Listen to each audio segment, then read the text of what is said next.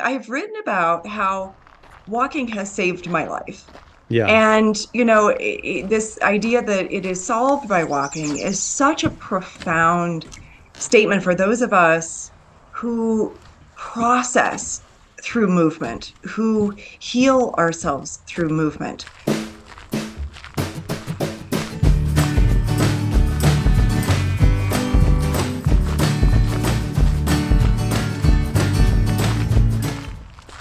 It was a three-phase study that incorporated the thoughts and experiences and interviews with transportation professionals, 23 transportation professionals around the county, as well as 44 families. And so we're looking at data about interview data, and I did a mapping project and a storytelling project and a survey and all kinds of things. So I have a lot of data that I've worked through.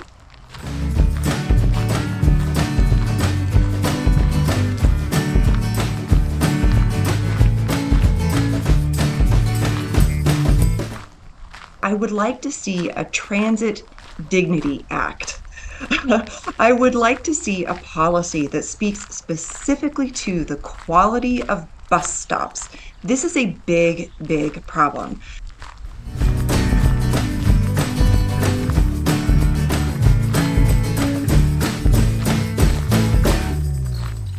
We know that these places that foster walking and bicycling also foster social and emotional growth and practice and connection. And that's good for society. We ain't throwing starfish here, now we're having a good party. Talking about structural change. Believe the land is sacred, even beneath that vacant parking lot. But the weeds are doing their best to express the need for something different. Gonna make some space for you and me to live here all together. Gonna make it safe and fun for kids to get around the town. Gonna find me a residential pedestrian district where I can gracefully grow older. Gonna spend my remaining years sharing Boulder. Hello, Boulder and the wider world. This is the Sharing Boulder podcast with a quick public service announcement. RTD is fare free for the rest of July and the entire month of August. So get out there and ride the bus because it's fun and it's free. My name is Philip Ogren, and for episode 32, I spoke with Darcy Kitching, who is a community builder in Boulder. Darcy is the author of the book, The Best Urban Hikes Boulder, is finishing her Ph.D. in Geography, Planning, and Design at the University of Colorado, Denver, with the study of youth and family weekday transportation in Boulder County, and is a transportation demand management professional working at Boulder Transportation Connections, which is a nonprofit organization that addresses traffic congestion and air quality problems in our community. In this interview with Darcy, we covered many topics including, but not limited to, community building through walking, her dissertation work, the need for a Transit Dignity Act, the importance of independent travel for children, carpool parties, the relationship between community building and transportation usage, and many other subjects dear to my heart. I admire Darcy for being able to walk 26 miles. But even more amazing is that she's convinced hundreds of others to join her in slow walk marathon events, which you should definitely check out if you are interested.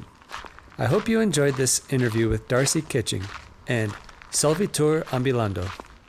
Hello, Darcy. Welcome to Sharing Boulder. Thanks so much for joining me today. Do you mind taking a minute or two to introduce yourself, please? Sure. Hi, Philip. It's wonderful to be here. Thank you. I'm honored to be among the auspicious, the illustrious Boulderites that you've had on your podcast. This is really an honor. We had the Um, mayor of Boulder here. well, I know, and I thought it was fascinating that he was also your first interviewee. Yeah. And also my friend David Adamson, whom I didn't know that you collaborated with at the beginning, which is wonderful. Yeah. Yeah, and wonderful people. So I'm delighted to be here. Glad to have you. So I know that you kind of sit at this convergence of urban planning and childhood development, and that you're working on a PhD thesis that's related to all this. and I hope that we can dive in deep. But before we start with that, I was hoping to just talk a little bit about your work with the I don't know, is it a slow walk movement? Like what's the nomenclature around the walking? Well, we call it life at 3 miles per hour. Oh, beautiful. I love that. So it was really spearheaded by a person named Jonathan Stalls, who founded the Walk to Connect cooperative that I was part of. And we kind of came together in 2016 to create that cooperative. Jonathan had started Walk to Connect in 2010. Um, and I just started volunteering with Walk to Connect. And then when Jonathan had created a partnership with the city of Boulder, he asked me to take on that partnership and help develop the Boulder Walks program, which is an initiative through the city, the transportation department. And so I took that on, and simultaneously, we built a community walking group called the Boulder Ramblers. So I was sort of holding these two things, really focusing on building the community called the Boulder Ramblers, and then working with the city on the Boulder Walks program, which was really targeted to informing people about changes to the pedestrian infrastructure system, new underpasses, new pathways, and learning from the community. So we would go out with planners and engineers and city council members and ask people for whatever feedback they had about new changes to the pedestrian environment. And meanwhile, with the Boulder Ramblers, I was just hosting fun weekly walks and getting out there and exploring our communities and our trail systems, and really focusing on everywhere east of the foothills. So we are an urban hiking group. We are not a mountain hiking group. Yeah. We get out and we explore the city and find all of those really wonderful connections that you can make on foot that people often don't know about. There are where a street dead ends, you can walk right through it. There are little pathways that connect it to other places, which makes it so fun. I have heard people say, I've been doing this for 8 years because I started the Boulder Ramblers in June 2015. And I have heard people saying, wow, I didn't know I could walk there. I didn't know that these things connected. I never thought about walking there before, And people have started to really integrate more walking into their daily life, which was the whole purpose. So Walk to Connect disbanded as an organization in 2021 for financial reasons and because the leadership was just scattering. We were doing our own things. It takes time And and so effort to it keep happens, moving. right? It was a really grassroots effort, and we subsisted on grants from various entities, and we all kind of were just moving in different directions. And so I have maintained the Boulder Ramblers, and that's how you and I met, because you came on the Walk 360 slow marathon, and it was just wonderful to have you. Yeah, well, I often joke that bike to work day is my favorite non-holiday because Yeah. it's something that is something I look forward to. And so I got the flyer that had some different dates for walk and bike to work month, and I saw that event. And the same, like within an hour of me seeing it, my wife, Akane, had had texted me and said, "Hey, there's this slow marathon," and I signed up for it. And I was like, oh, okay. Maybe I should sign up for it, But I actually like waited about a week before I registered, I was like, I gotta think this one over. Because I don't do a lot of walking, to be honest. I Okay. bike all over the city, and I see the city through the lens of like someone who's just biked every possible bikeway and bike path.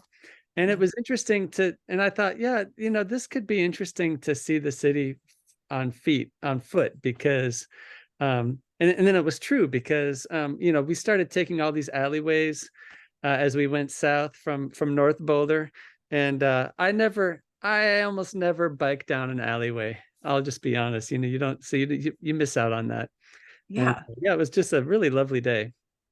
Wonderful. Well, and you can't bike the Walk 360 route, right? Because it does go up on some trails Yeah. around Chautauqua. We go up to Enchanted Mesa and Kohler Mesa, and then we come back down in South Boulder. So it's really not a bikeable route. You have to walk it. Of course, we do traverse a lot of bikeways and streets with sidewalks and streets without sidewalks and multi-use paths and everything. But to do it as a whole, it does have to be done on foot. And so that's why I designed it that way as well. Because of course there's the B360. Right. You can do a circle Boulder by bike with community cycles every year as well. And so that's really fun. So I wanted to have something that would be different. And of course, you saw some of the B360 signs along our route. We do cover some of the same area. But walking and biking are very different experiences. And this is something that I have really focused on in my time as a pedestrian advocate and a walker myself, is really highlighting those differences that when you're traveling at 15 miles per hour on a bike, you're focused on what's around you, staying away from traffic, making sure that there aren't obstacles in your path, getting to places directly, finding those quiet, beautiful pathways and streets that are enjoyable, and kind of taking in the environment. You But sound like someone who bikes every now and then. I do bike every now and then. I have an e-bike, which I do love. I wasn't much of a bicyclist before I bought my e-bike. I had a bike, but I really didn't enjoy using it. I like to, it's different. It's I different on an recall. e-bike. It's just more rewarding somehow. And of course, I can take my son with me on the back, which is also really fun. It's just a really different experience. But when you're walking, you're going 2 or 3 miles an hour, it's a more vulnerable experience in some ways. You're closer to the ground, you're moving more slowly, you're taking in more of the attributes of the environment, the scents and the sounds and the other things around you. And so it kind of walking demands a more um, facilitative environment in the respect that you can put up with more on a bike. You can kind of zoom through things that might be uncomfortable if it takes you a lot longer to get through them. But when you're walking, you really do want to seek out and find and have access to places that are physically comfortable, that are psychologically rewarding. So that's really what I try to emphasize in with my walking community and in the adventures that I put together, which I love to do. Well, that spurs so much in my brain for me. The Speaking of comfortable spaces, I spend a lot of time at a desk, and I have not walked 26 miles, in the previous month, much less in one year, So that was a huge physical challenge for us, and we were kind of stragglers. We weren't the very last people, but we were, the second to last group that wandered in, and we were tired, at the end of the day, but we were Hey, so I was tired too.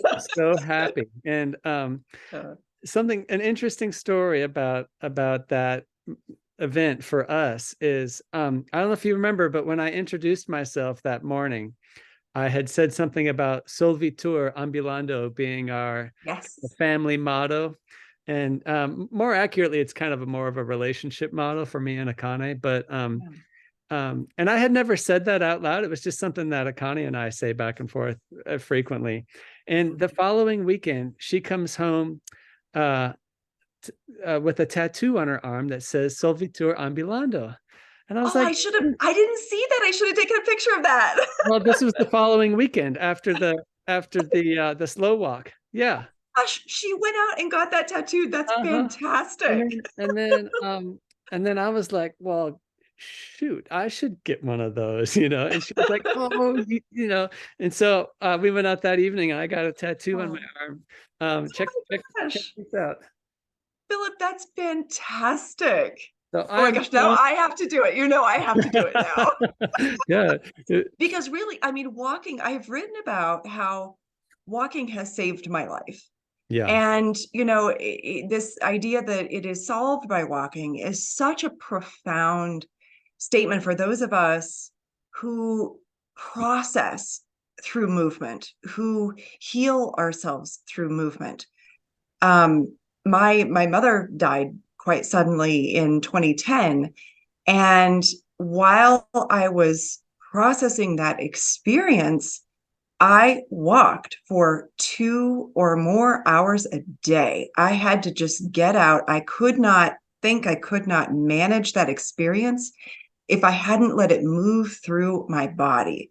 So I actually, spoke that quote, that idea, Solitaire Ambulando, in my talk for Ignite Boulder back in 2018, talking about that experience of caring for my mother in her last days.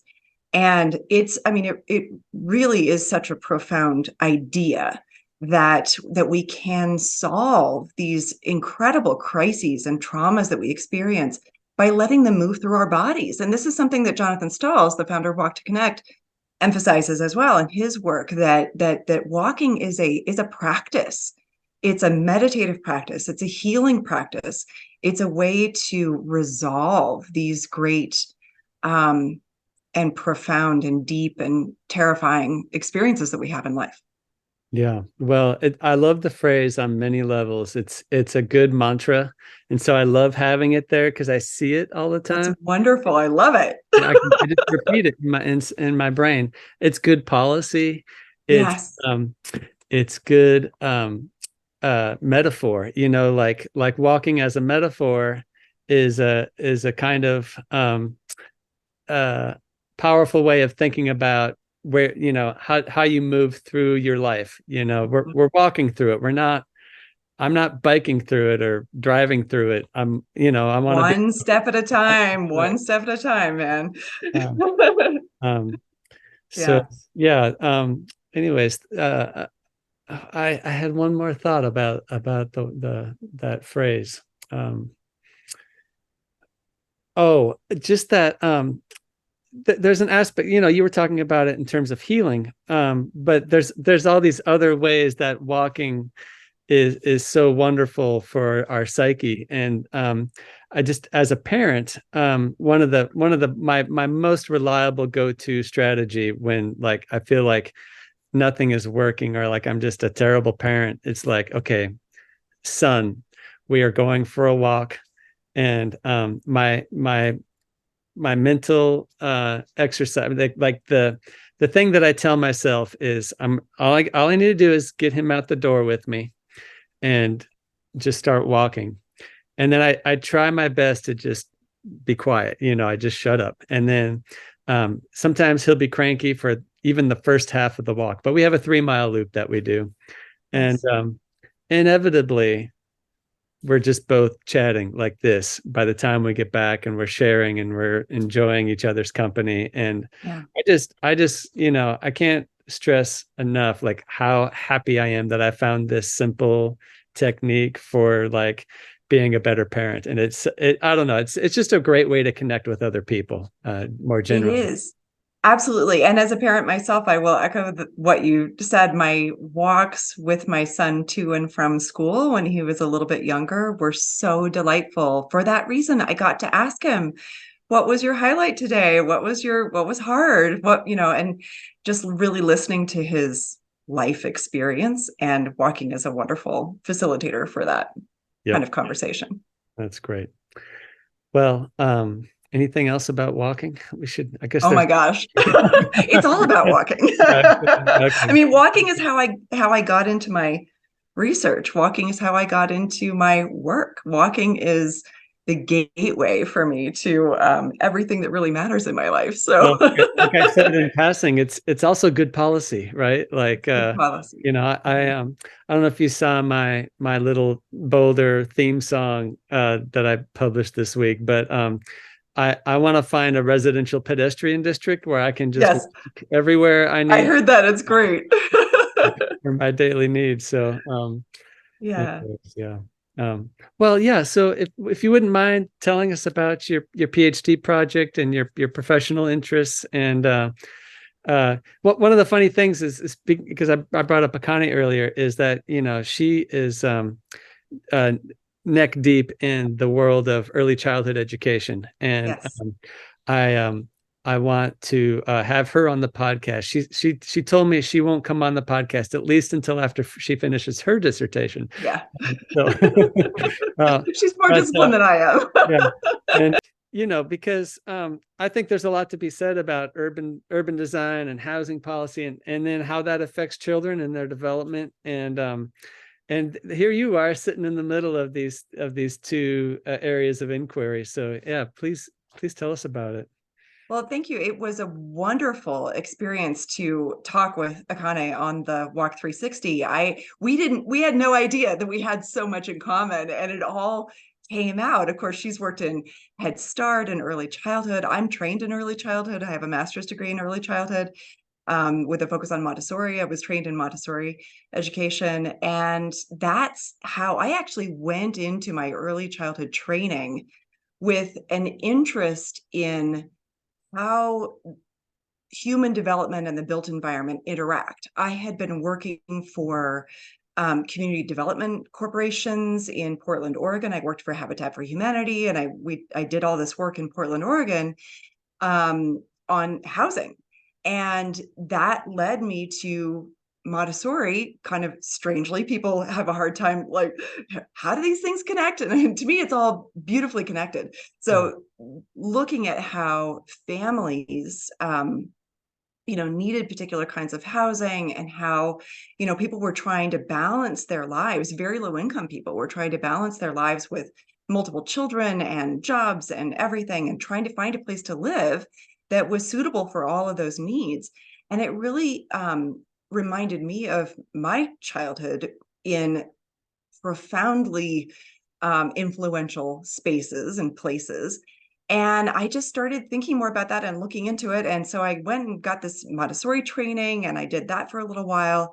But I always had my eye toward kind of larger questions about human development in the built environment. So I started to follow the child-friendly cities movement, which is something that really kind of developed in the 1970s with the work of Kevin Lynch and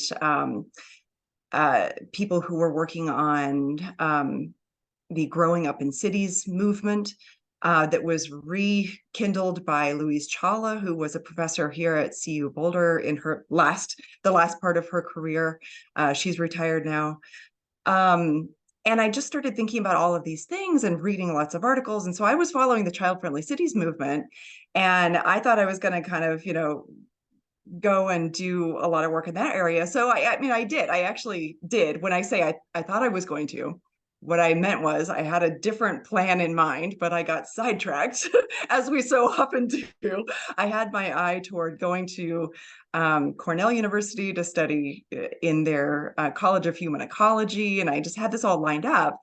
But I was in Turkey, teaching and doing things and kind of having a life experience. As one does, My story's a little weird. It's a little convoluted, but I was in Turkey, um, having a life experience. And I was looking up some things on the Child Friendly Cities website, which was a UNICEF website. The UNICEF Innocenti Research Center in Italy was kind of housing this Child Friendly Cities work and policy work. And I noticed on that website an announcement that there was a professor at CU Boulder who was starting a journal called Children, Youth, and Environments, which was remarkable to me because my background was in writing and editing and education and all these things. And so I had all these skills. And I wrote to him and I said, hey, do you need help with this thing? Because I'm actually from Colorado. I grew up here, but I had gone away to Portland and other places around the world, and said I was going to come home for a while I thought about grad school. And he said, oh, hey, why don't you join our PhD program and help out with this journal? Oh my gosh. So this was, I mean, we're talking 20 years ago. This was 2003. So I came back and I helped to found this journal and research center, and that was amazing. And I joined the PhD program, but kind of half-heartedly because I was really more interested in the child-friendly cities work. And so I kind of kept focusing on the work instead of the research. And pretty soon it was, a few years later, and I had gone and done I had worked for UN Habitat in Nairobi, Kenya, and I had done, taken a lot of classes and worked on this journal and research center, but I hadn't really found my own research. So I just got a master's degree in urban planning and left the college at that point. And then my life changed with, marriage and child and everything. So I finally came back to all of this work in 2020 when I had met a professor who had joined the program that I had left, whose specialty is this triangle, this kind of intersection of education, transportation, and housing. And it was amazing because I told her this is what I was looking for. I was looking for someone who did all these things and thought about it this way. And there wasn't really anybody on the faculty who was doing that previously. But so I asked her if she would support my completion of my dissertation, my doctorate. Mm-hmm. And she said yes. And I had to reapply because I had been gone for, 10 years. So I reapplied to the program. You weren't paying dissertation hours the whole time, I assume. Right. Well, and that's the funny thing, sometimes we walk away from things not really thinking that we'll ever pick them up again, but I decided to pick it up again because it was just the right timing. My work with the city was completed, the pandemic hit. It was, to me, it felt like the right time to go back to school. And what's amazing is this study just basically fell into my lap. So I was already ABD. I had passed my comps back, in 2011. And so I could re-enter as a candidate and just start working on my research. And so this wonderful opportunity fell into my lap to study the needs of families, their transportation needs, in collaboration with the county, which has a youth transportation program, unlike most other government entities around the country.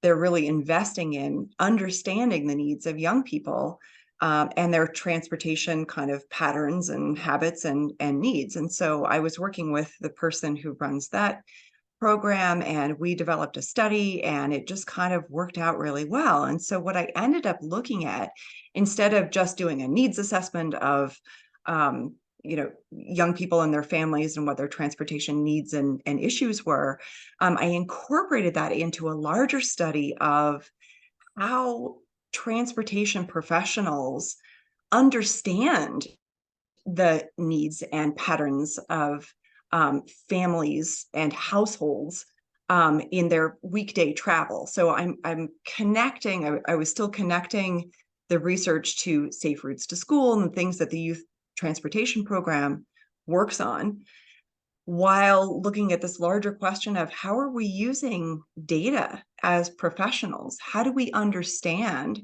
how people are moving around, what's missing from their transportation opportunities? And of course, when you really look at the data and information that transportation professionals have, it's about commuters, it's about, which tends to be one adult in the household.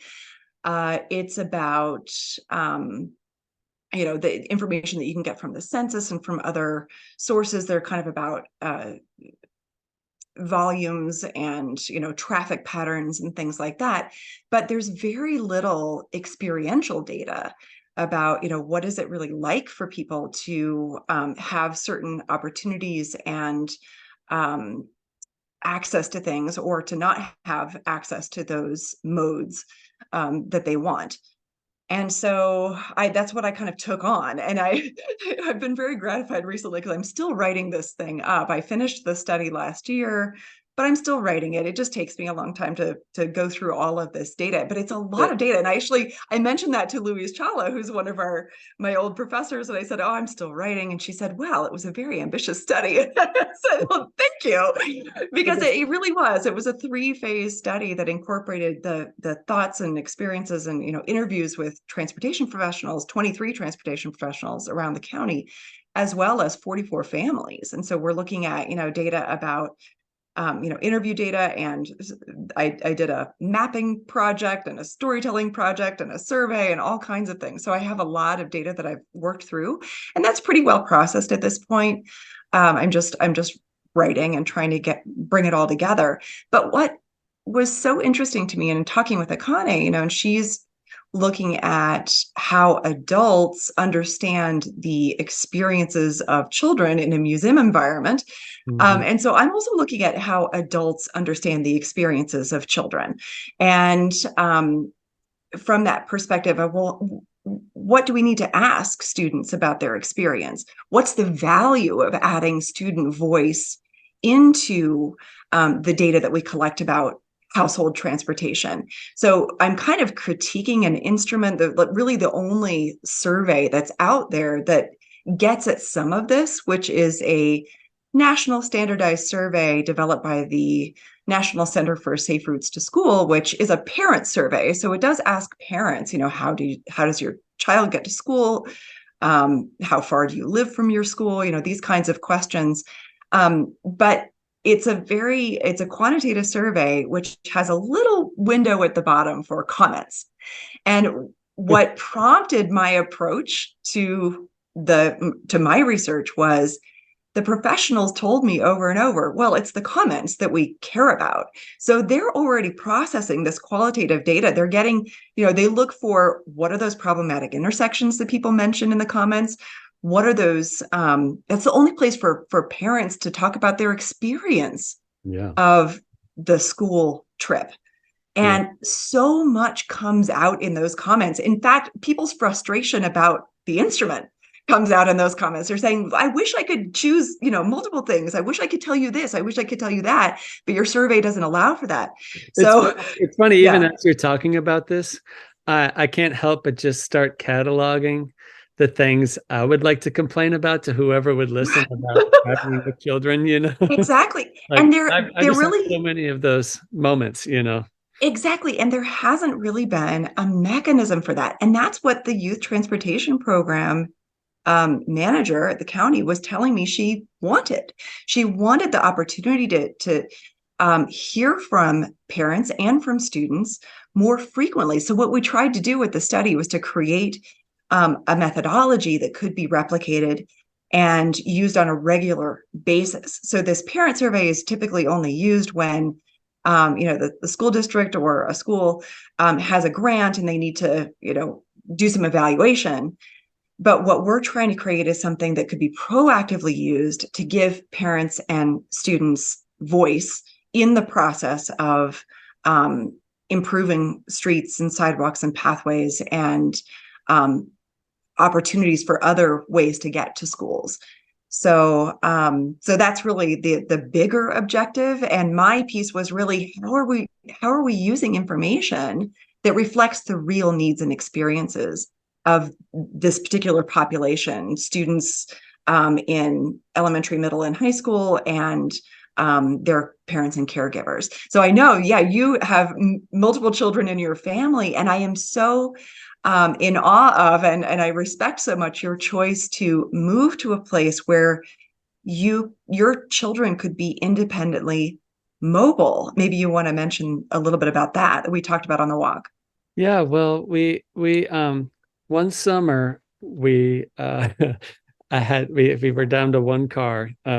Well, as Akane does, I don't think I've ever talked about Akane on the podcast. This is kind of funny. Maybe she'll listen to this episode.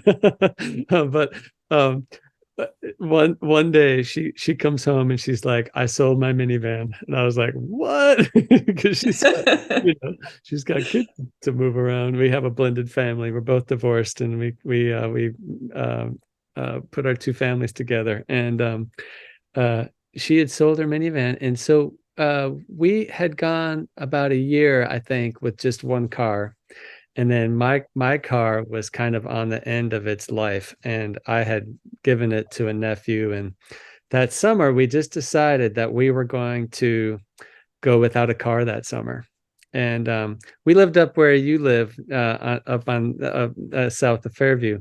And so we were kind of armed with RTD passes because our neighborhood had an eco pass, and we had bikes, and had shoes, and and car share, and we spent a summer without owning a car. Of course, we rented a car a couple times, and we had used the car share as needed, and it was just a really fun, interesting experience. One of the things we implemented immediately was like, anytime you want to bike to get ice cream, we'll go get ice cream. And that was just a sort of kind of a standing offer to get them, to interested in going out on their bikes. And we also put odometers on all the bikes, Oh, and cool. and had a little reward system around miles, and milestones for that.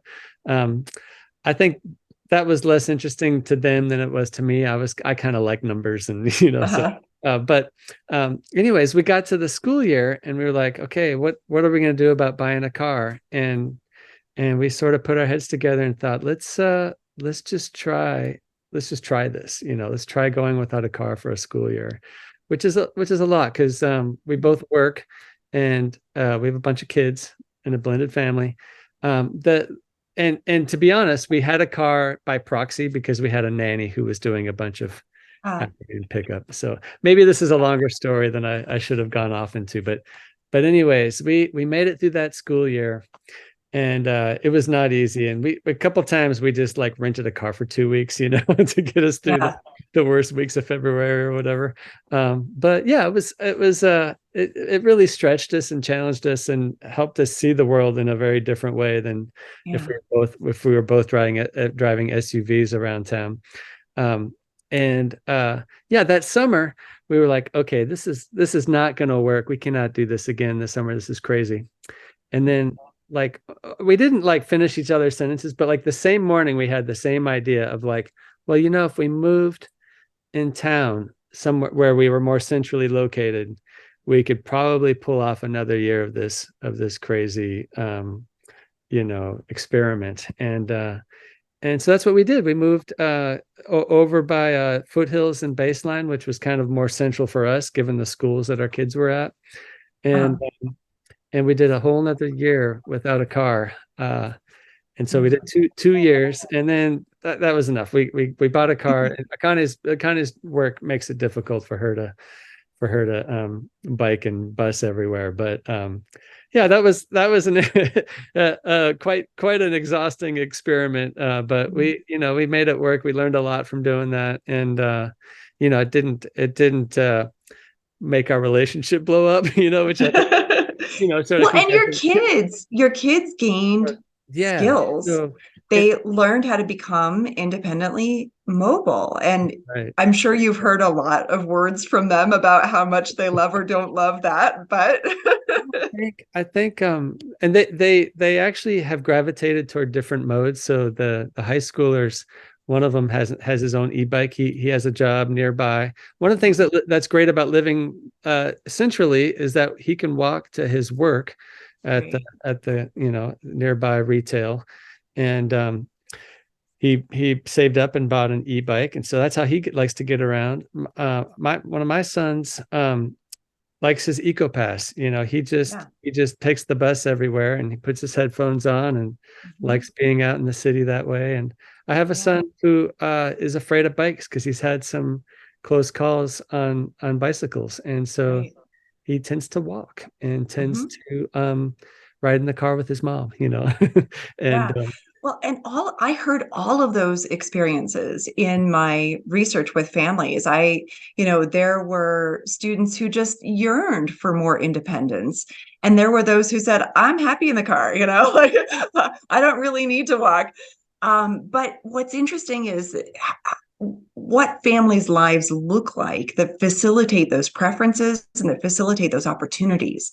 So, you created a situation where you could all make choices about where you needed to go and how that could serve the larger family unit, right? And that's so important. I mean, I'm grateful to live on the skip line. Honestly, yes, I feel pretty far from a lot of things sometimes because I'm up here in South Boulder. Yeah. But my son also loves his EcoPass. We have neighborhood EcoPasses, and he just loves it. And now that I work for Boulder Transportation Connections, I have access to car share and I have access to, a free B-cycle membership, which is amazing. I have my own e-bike, Yeah. but if I wanted to take the bus and take a B-cycle somewhere, that's now just like super easy to do. So I'm really grateful for that. And I'm just to segue into my work. Yeah. I'm so grateful that all of these experiences that I've brought up in our conversation so far have led me to what I'm doing now, which is just miraculous and fantastic. And I couldn't be more grateful because all of this walking work over the past many years and learning about transportation and understanding the variable and various needs of people around the county with transportation and housing and all of these things. It's brought me to Boulder Transportation Connections, which is now part of the Boulder Chamber. And it's so exciting because we're working on, workforce transportation and housing and all kinds of things to help other people make the same kinds of shifts that you did. You experimented with your family. How can we make these shifts? And that's what we're trying to foster in the larger population and with people who are employed in Boulder. How can we help people try out some different approaches? How can we really emphasize the city's priorities to get people on bikes and on foot and in transit and not just driving by themselves everywhere? And we're really fostering those opportunities in a lot of different ways. And that's really exciting to me to be part of that team now. I just started this job last month and it's been absolutely fantastic. And I'm so thrilled. Well, I think the nut to crack is, how do you get someone to imagine going to the grocery store for the first time, or taking their child on a bike somewhere for the first time, or on the bus for the first time? Because it's that first trip that's just so and I'll just say, like, it's not like we we just one day got rid of both of our cars. No, we did all kinds of experimentation before that, and that all prepared us for that extended experiment that we undertook. But people have this real mindset that you drive to get groceries. Yes. You drive to take your child to a friend's house. You drive Yeah. everywhere at all times for all reasons. Yeah. So how do Well, you that?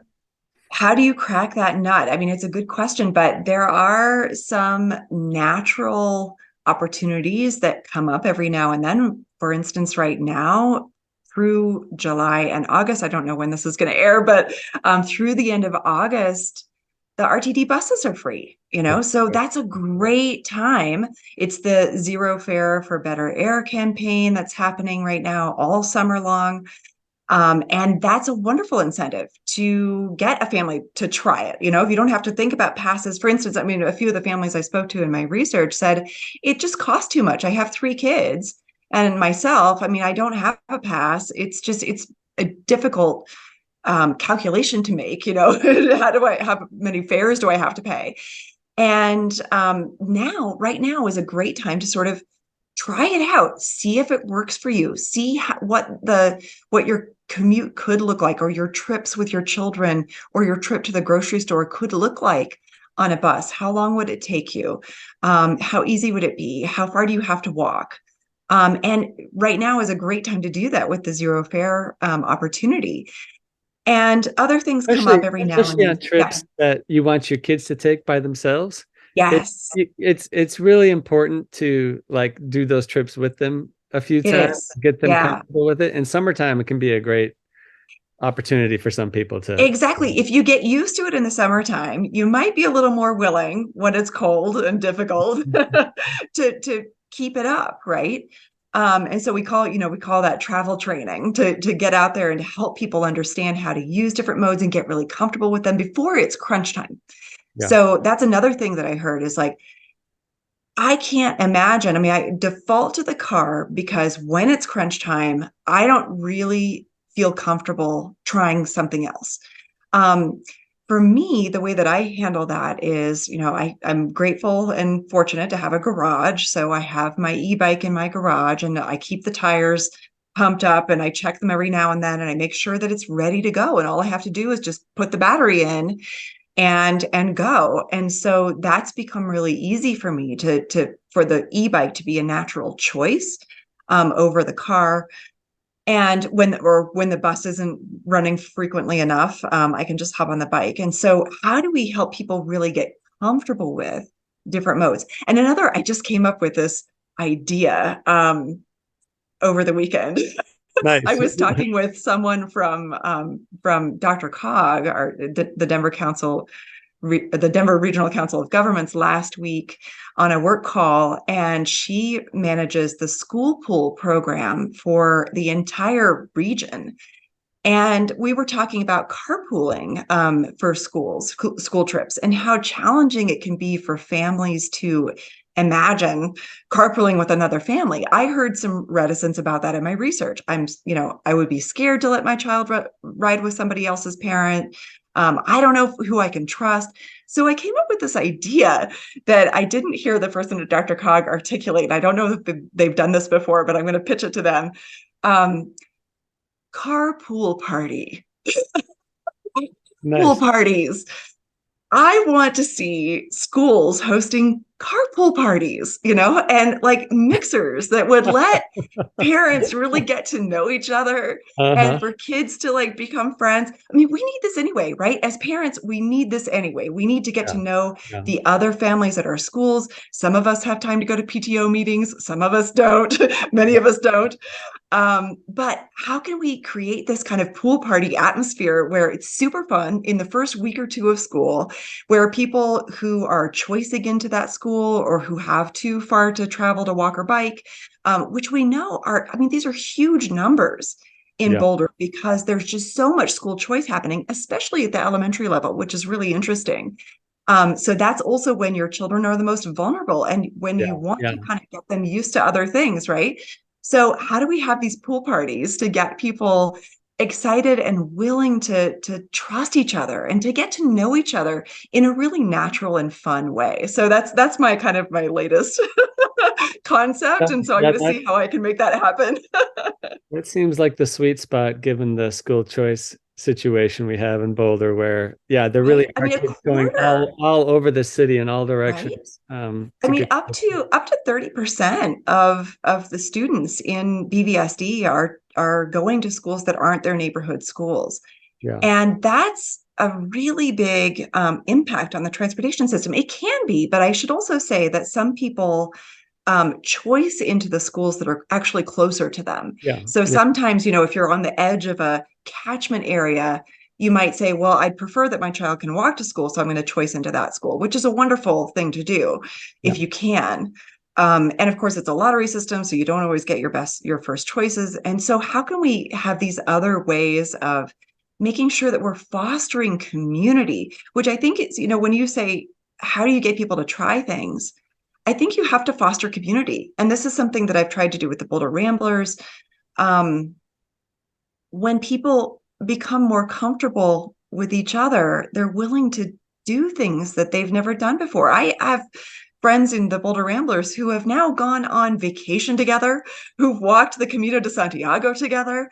You know, I Doesn't surprise me. One of the you just reminded me of something I wanted to yeah, say at the very sure. beginning about the slow walk is that it's so natural to have interesting and connecting conversations with people. I mean, I kind of just went from one interesting conversation to the next the entire day with people I never would have met otherwise, Right. and that was super cool. It is super cool. And this is something that one of our participants, our Walk to Connect people in Denver, said once. He said, mean people don't walk. So Yeah. you've got the people who come out to our events and on the walks, they're wonderful. I mean, they're wonderful people. They're fascinating people. They're people from all walks of life and all kinds of experience. And I feel like if we could do that in other contexts to help people get to know each other and all their wonderful, the fullness of their being, we could really help people be willing to, give up, get out of the car, because we often go to our cars because we're afraid. We don't really want to encounter other people. Yeah. And how do we make that encounter a natural, willing, just a part of life? How do we help foster encounter? But, when you have a lot of people in a space, it feels safer. Yeah. When there's movement through that space, when you're out on the bus seeing people biking, you think, wow, I guess I could try biking this route instead of taking the bus. Or when you're biking, seeing people walking, you think, wow, maybe I might try to, walk this next time.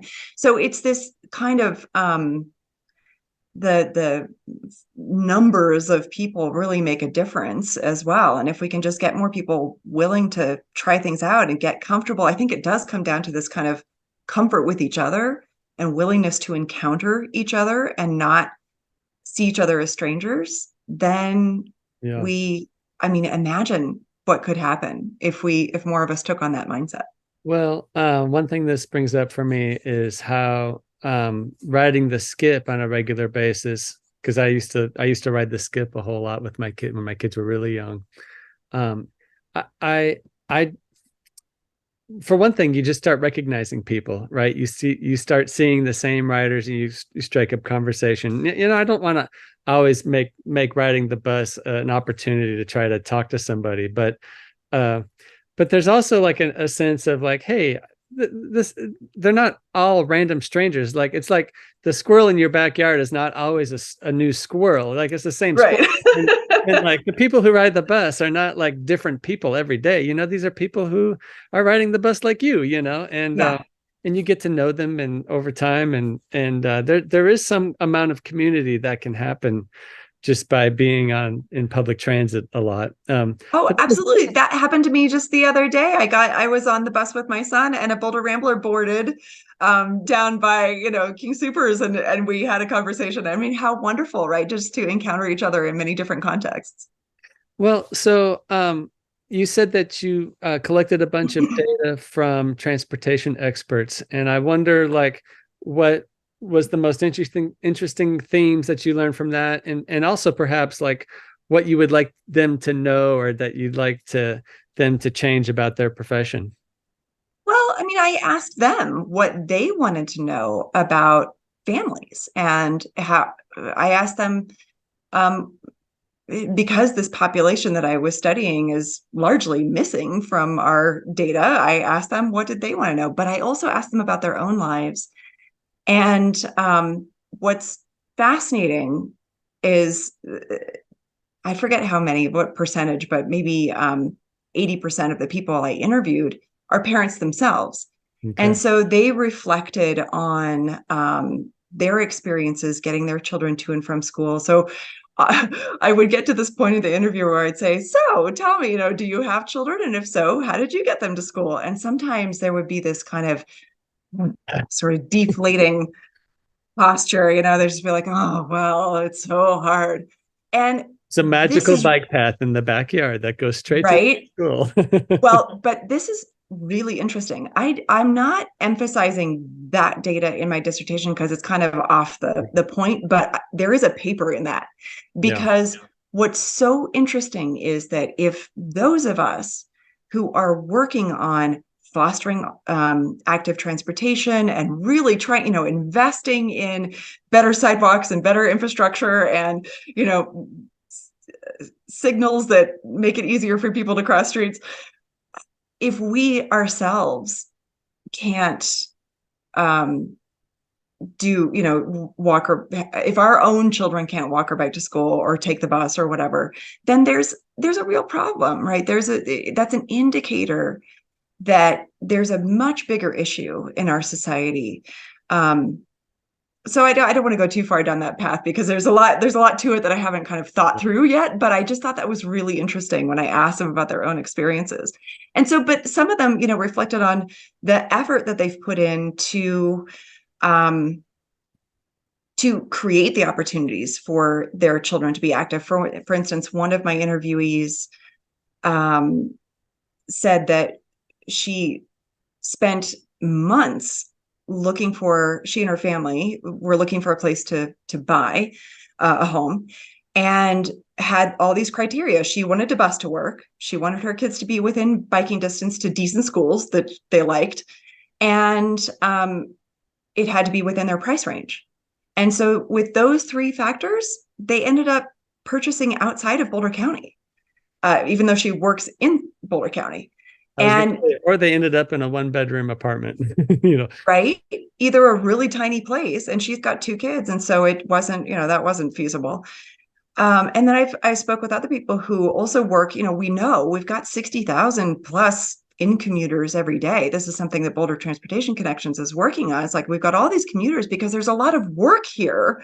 There are lots of amazing and fantastic and high paying jobs in the city of Boulder, but our housing doesn't match that. And this is something that Mayor Brockett spoke to in your last interview with him about all the policies and the ways that the city is trying to foster the development of more affordable housing. But we also have to remember that housing has to be the kind of housing that people want. And this is also where families kind of slip through the cracks in the data collection and in the sort of understanding about who's the market for this housing. You see a lot of apartments, you see small units going up, and places that might be good workforce housing for tech people and whatever, and they're going to work, they're perfectly happy living in a big complex. But for a lot of people with kids, that's just not the quality of life that they want, or it's not workable for them for a variety of reasons. And so we have to be mindful of that as we're developing affordable housing. Who works here, and how do we really create places that are inviting to them, and that are within their price range? And I think that a lot of entities in the city have done a wonderful job with that. The Boulder Housing Partners, of course, has a variety of housing stock that's very family friendly. Mm-hmm. So they meet the needs of very low income people beautifully.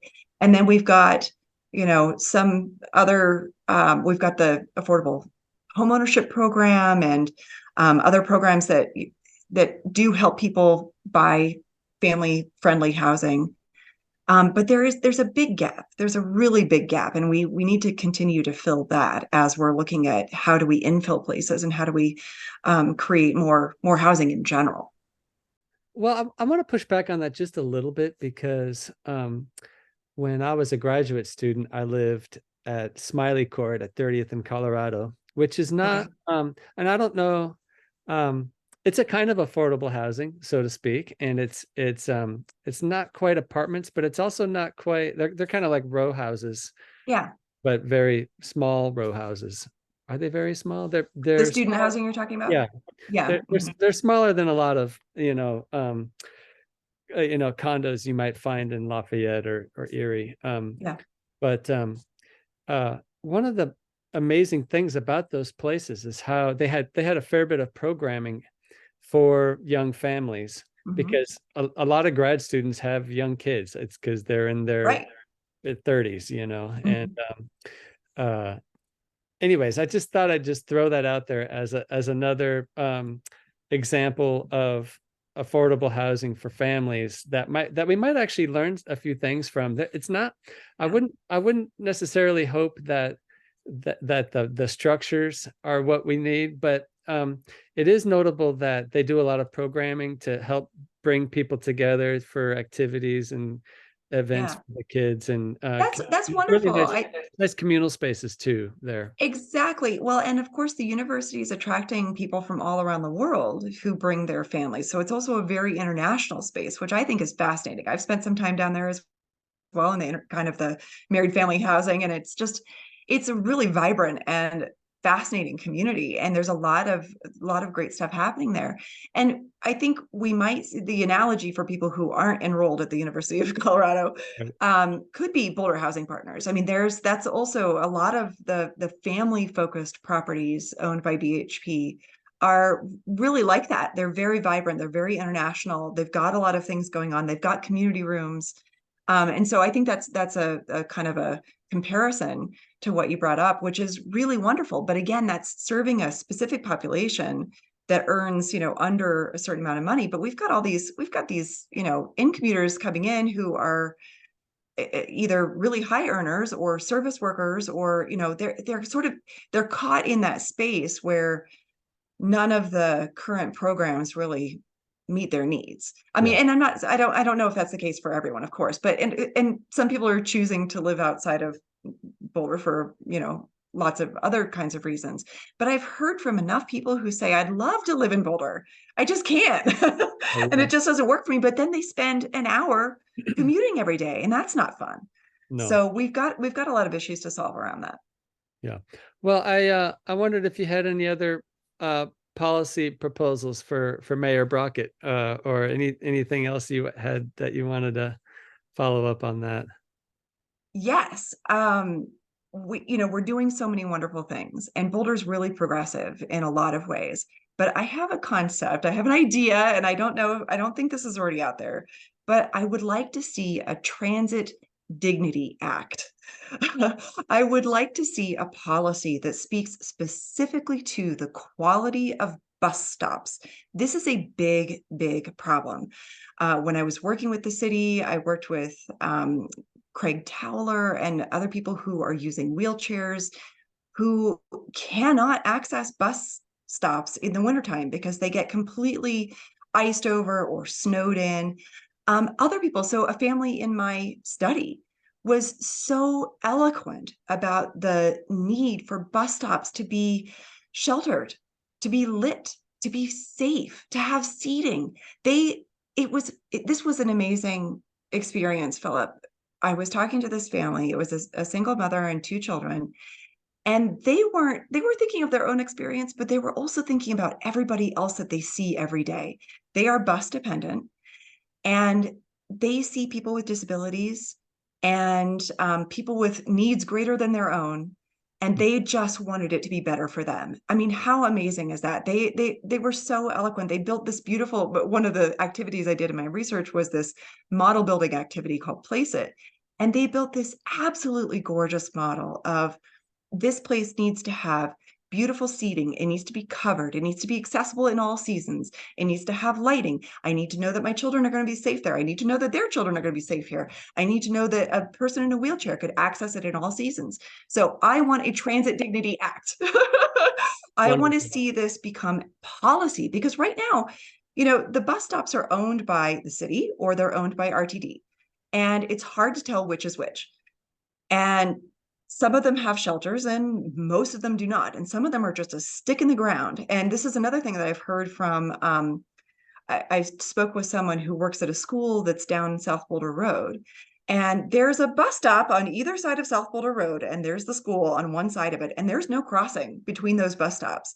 And that's terrifying. I mean, this is, 6 lanes of traffic, right? For a kid who's in middle school to get across that. I mean, it's so daunting. I can't imagine, as a parent, I can't imagine letting my child ride the bus and frog hop across South Boulder Road. I mean, there's just no way. And there's I can't no, imagine it, and it terrifies me, right? no, It's it's like terrifying. It is a terrifying prospect. And there is no lighted crossing anywhere near the school. no, So no. this, again, we need a Transit Dignity Act that would say, wherever you've got a bus stop, you also have to have these other things, and you have to make sure that there's a safe crossing so that people are not taking their life into their own hands when they get off the bus. So that's my number one. Yeah. Can I just give you another thought about that? Because Please. one thing I worry about with something like that is it may actually just choke off bus routes and bus stops.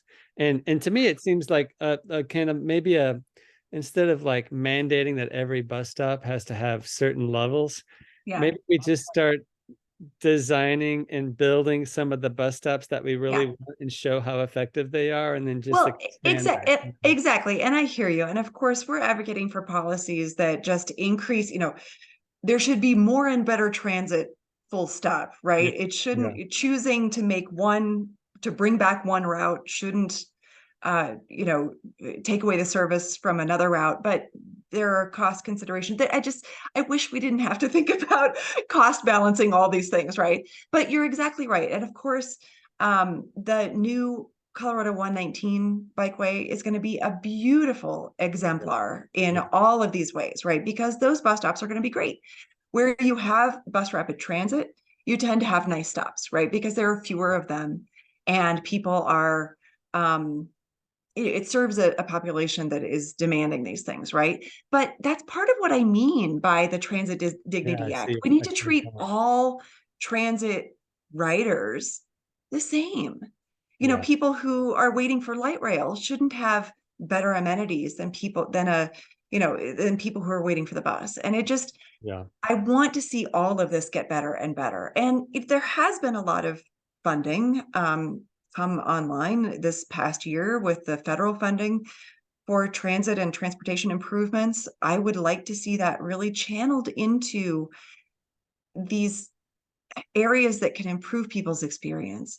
Because when we do that, then we make it more, not only are we serving the current needs and improving the conditions for people who are dependent upon it, but we're also attracting new people to it. I mean, this is that kind of age-old thing about, well, if you make a place beautiful, you're making it beautiful for people who are there, and you're also making it beautiful for everyone else. And so it's just, yeah, how do we do that? I mean, in some ways, I kind of want to see a gentrification of transit. I know that might be a little weird and controversial, but maybe the wrong phrasing. not the Yeah, like, not the right phrasing. It's not gentrification that I'm looking for, but I want to see an improvement, a dignification of transit, yeah, I love that. because it's we don't want to make it impossible for people. We want to make it more possible for more people. Yeah, yeah.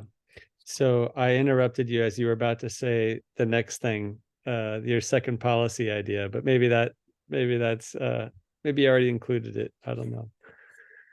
Try. Um, there are so many wonderful things out there right now. I mean, there's a 50% tax credit or alternative transportation tax credit for employers right now in this tax year and next tax year. Did you know about this?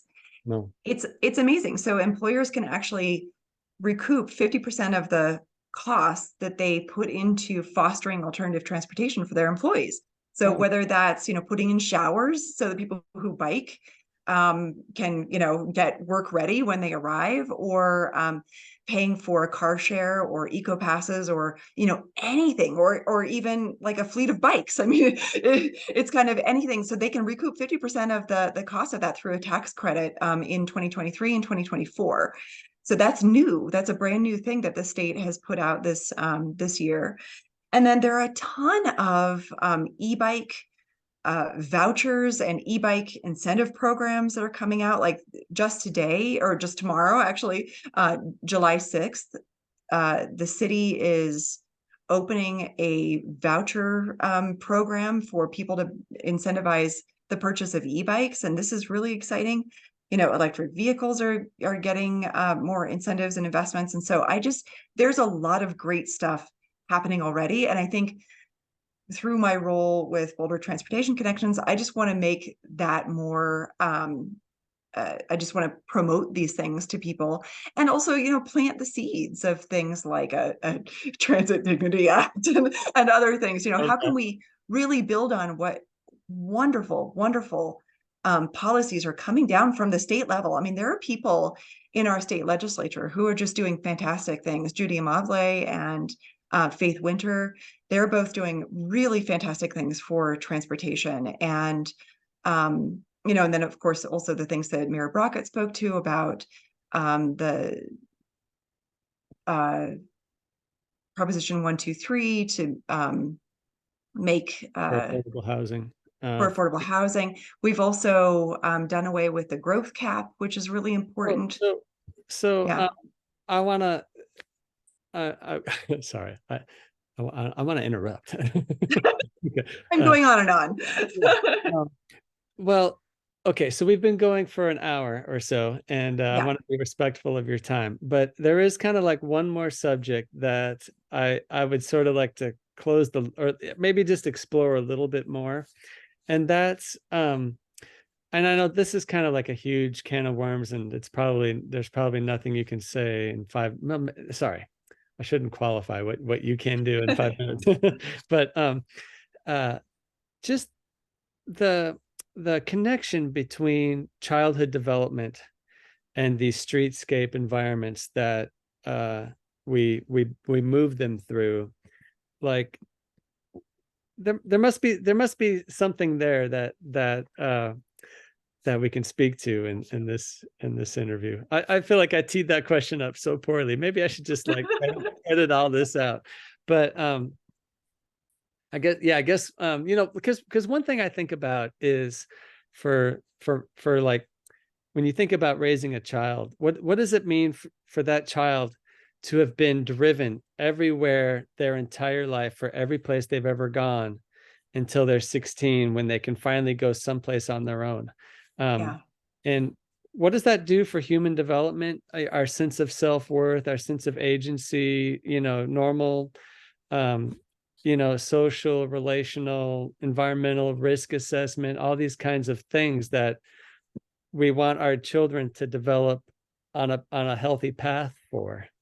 I Right. wonder if you could take that and run with it. Well, that's a wonderful empirical question. And there is ongoing research about all of this. So far, what I gather from the research about the importance of independent travel for young children and children across the sort of early childhood to adolescent spectrum, when we look at why does it matter to include young people's voices in research about their experience of their neighborhoods or their experience of their school trip or whatever it is, it's because they do have a very specific experience, and that experience leads them to be open to or fearful of other experiences.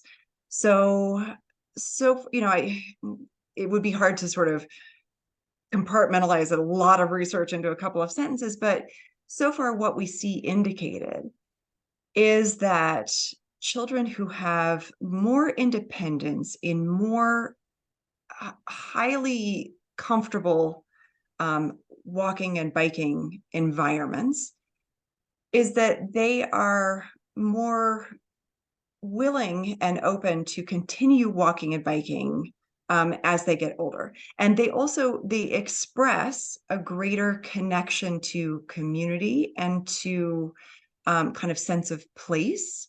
So sense of self, I don't know if that's been well studied. That's more of a psychological question. But we do know that young people who are asked, how do you navigate your environment and what do you think about that? These kinds of things. They say, well, I love, XYZ, and XYZ tends to be things like trees, animals, my friends, beauty, nature, quiet. All of these things come up again and again and again. And when we create environments that provide those attributes, then we notice that young people are more willing to experience them and explore them, which could in turn lead to greater independence, as they get older, and a greater willingness to explore an adventure in ways that do not involve asking for a ride. This is something that, at the city, Chris Haglin, who is a transportation planner and also works on the EcoPass program, he and I have talked about how wouldn't it be amazing to do a study of families that have EcoPasses and to see where did those children go? Did they keep using transit? And I mean, I've heard those kinds of things from adults. For example, I mean, his own experience and my own experience. I think when we have experiences as young people that show us, oh, wow, this isn't scary. Like riding the bus isn't scary. It's actually really fun. And I can actually really get a lot of places. Or like I was expected to walk everywhere because that's just my mom was busy and I had to walk everywhere. That's just what my life was like. And I took the bus and I learned those systems and it paid off for me. I mean, the way that I've oriented my entire adult life toward active transportation and studying this and really delving into these questions, I mean, it's because of those early experiences. If we don't have those early experiences, I think we need to ask, if we deprive young people of independent mobility when they're young, what do we deprive them of later in life? and so, you ask about risk tolerance and, other things. These are ongoing questions. I don't know that we have a lot of really great answers. But I do know that when we talk with children about their experience, they say, I love it when I'm in, natural environments that are beautiful where my friends are. So it's also, so we know that these places that foster walking and bicycling also foster social and emotional growth and practice and connection. And that's good for society. Yeah. We know that when we create these environments that enable independent mobility, that that young people are they have those opportunities to be more engaged with their communities, which some of them say that they really like. So I know I'm qualifying a lot, and that's what research is like. You've got a lot of things that say this and a lot of things that say this, and the only real evidence, I mean, the bulk of the evidence that we have is about kind of point in time studies. So, we can put a GPS unit on a child and say, take me on a walk. And they'll point out what they love and what they don't love. And I've done a lot of that, where we take kids out with like frames that have a red side and a green side. So the green side is, frame the thing that you like and take a picture of it. And so you can see they're green framing the thing that they like, and they can flip it over and red frame the thing that they don't like. Nice. And I've done a fair number of those exercises. And again, what comes up?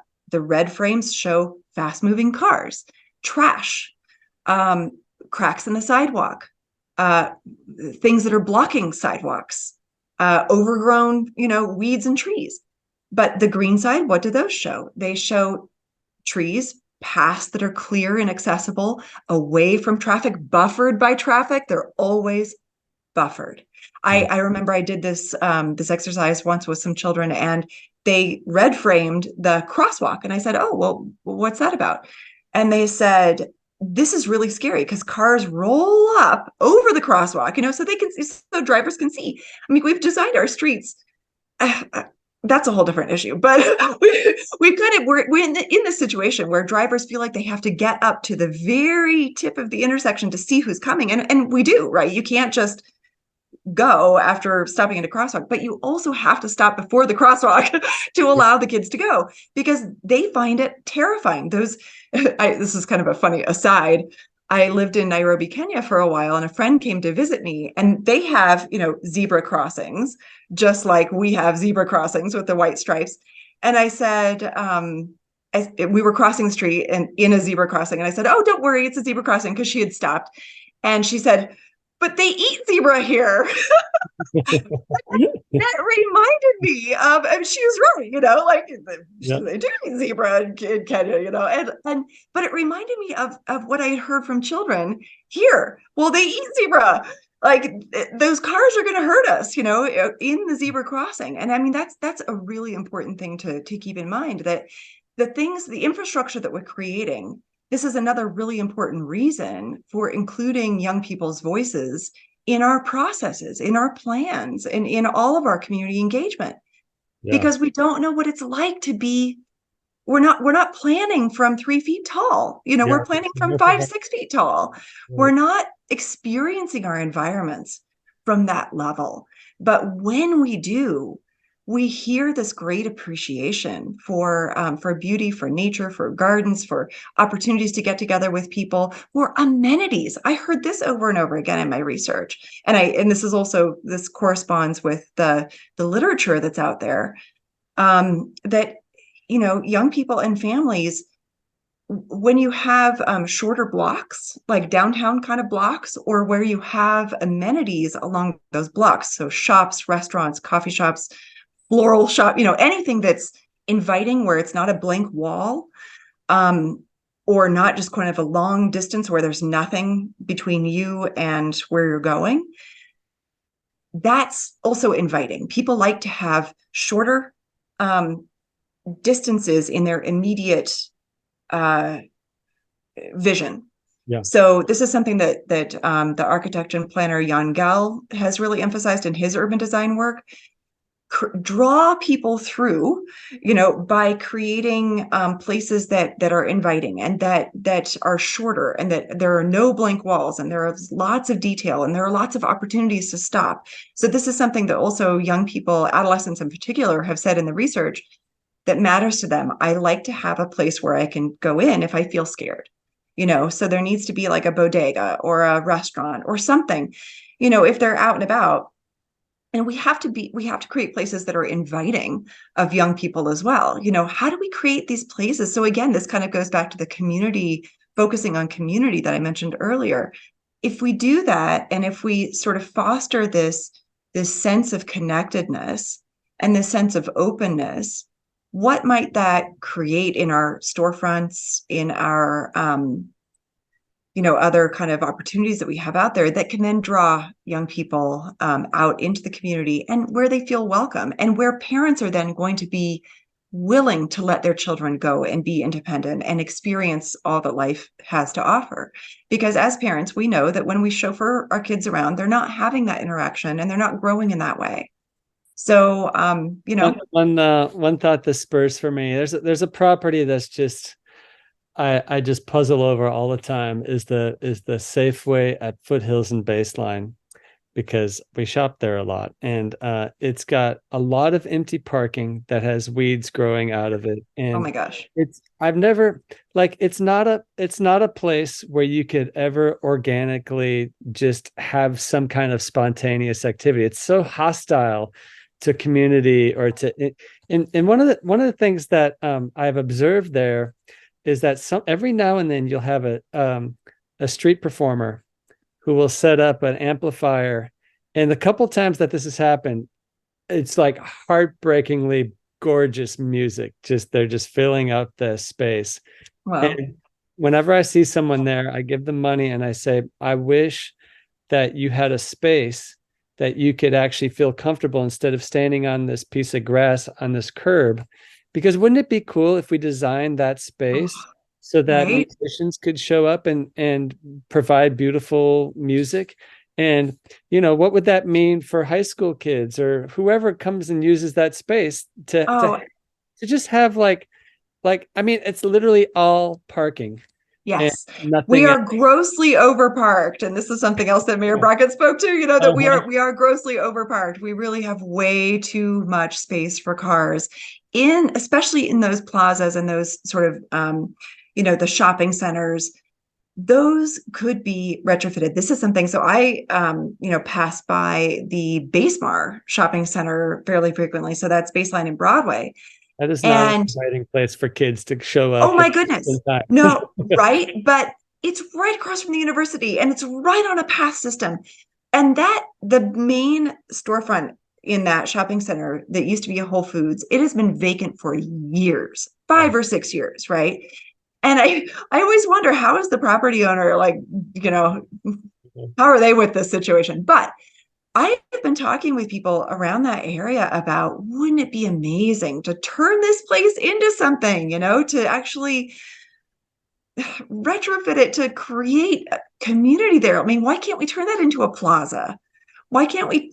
I feel like we're still a ways away from rethinking these giant parking lots and turning them into community plazas and community spaces. But when we do, it's going to be amazing. When we put housing above those stores, and when we roll out when we put, flagstones and things down, cobblestones and fountains, and we create those shopping center spaces as true community plazas with people sitting out in them and enjoying them, kind of like, what happened down at Union Station.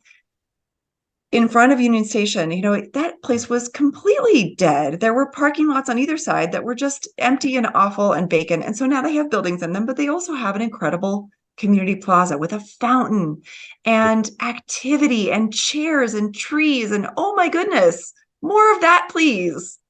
Definitely. Well, because those are also amenities that make people want to get out and walk and bike and take transit. Yeah, it all goes together. Well, and Foothills and Baseline has the 225 going past, and we get off there frequently, and and then it's this drudgery walk through parking lots or through it's not a walkable neighborhood. It's Right. And walkable by that's proxy. exactly that's exactly it. So imagine shortening that space with amenities, with beauty, with trees, with benches, with places to stop, places to listen to music, places to get a cup of coffee. I mean, all those things would really create walkability there.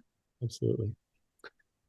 Darcy, thank you so much for taking time to share with your expansive perspective, and I'm just really tickled to get to meet you and we had a wonderful conversation on that slow walk, and so glad we got to follow it up with this podcast episode today. Thank you so much. Thank you, Philip. I am thrilled that we had both of these experiences, and it just goes to show that walking brings people together and opens our minds and creates new friendships. So thank you so much. So, Solvitur ambulando. Yes, I'm going to get that tattoo now. You need to tell me where you went. Okay, I'll send you an email. Okay, take care. Wonderful. Thank you so much, Philip. I really appreciate it.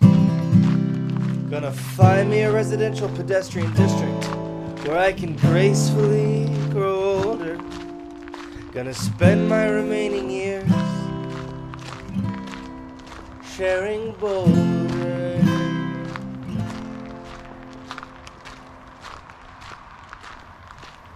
Thank you for listening to Sharing Boulder. Please support the podcast by sharing it with your friends and neighbors. You can contact me at linktree.com/Philip Ogring, which you can find by DuckDuckGoing Linktree Philip Ogring, or by visiting sharingboulder.us, where you can also find show notes and previous episodes. This episode of Sharing Boulder was produced by Philip Ogring, and the music was created by Nathaniel Ogring and Sack Lunch. Keep sharing, Boulder.